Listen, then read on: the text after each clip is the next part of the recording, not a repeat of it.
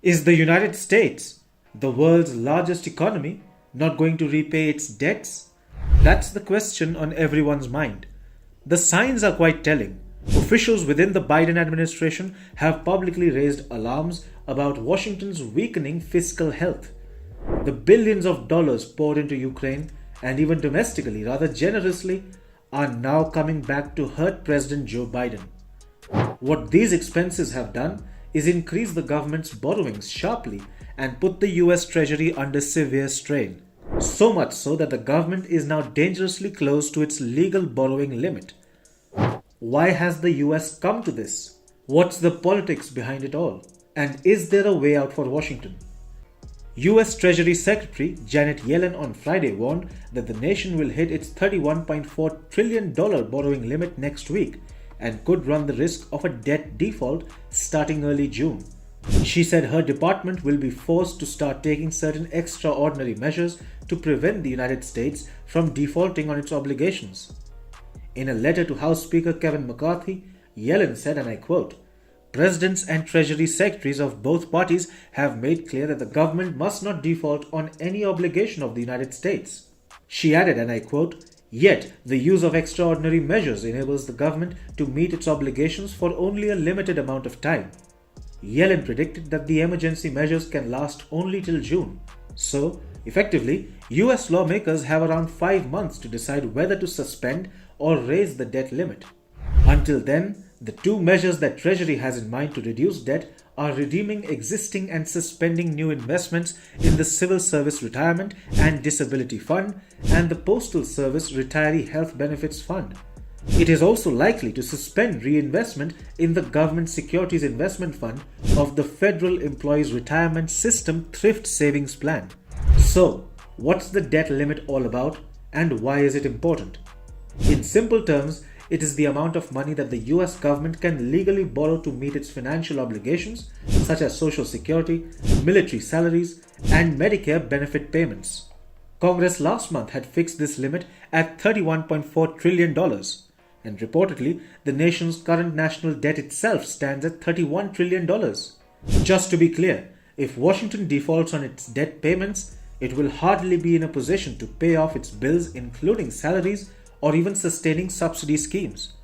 This brings us to the politics in this matter. The Treasury, on its part, is very clear. The US Congress has to quickly hammer out an agreement on this issue. And that will be a tough task for the Biden administration.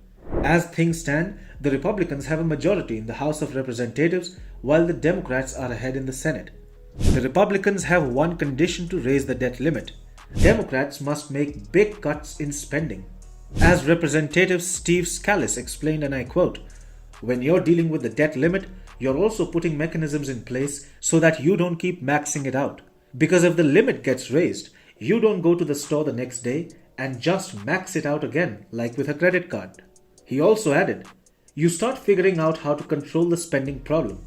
And this has been going on for way too long. And we're going to confront this." The Biden administration and Democrats have made it very clear that they don't intend to agree to any budget cuts as part of a negotiation on the debt ceiling. They believe the limit should be raised amicably since it merely allows the US to honor previous borrowing commitments often passed by both parties. Indeed, this political deadlock is a throwback for President Joe Biden. In 2011, the then Obama administration was in a similar position, tantalizingly close to defaulting on its debt.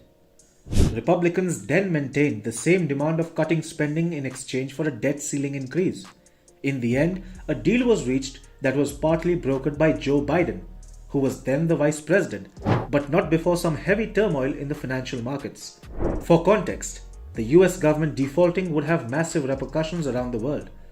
Research firm Moody's Analytics warned in a September 2021 report that a default on Treasury bonds could throw the US economy into a tailspin as bad as the Great Recession. Moreover, it also projected a 4% decline in America's GDP and the loss of nearly 6 million jobs if it defaulted. But there would be one more casualty if the US Treasury is further strained: Ukraine.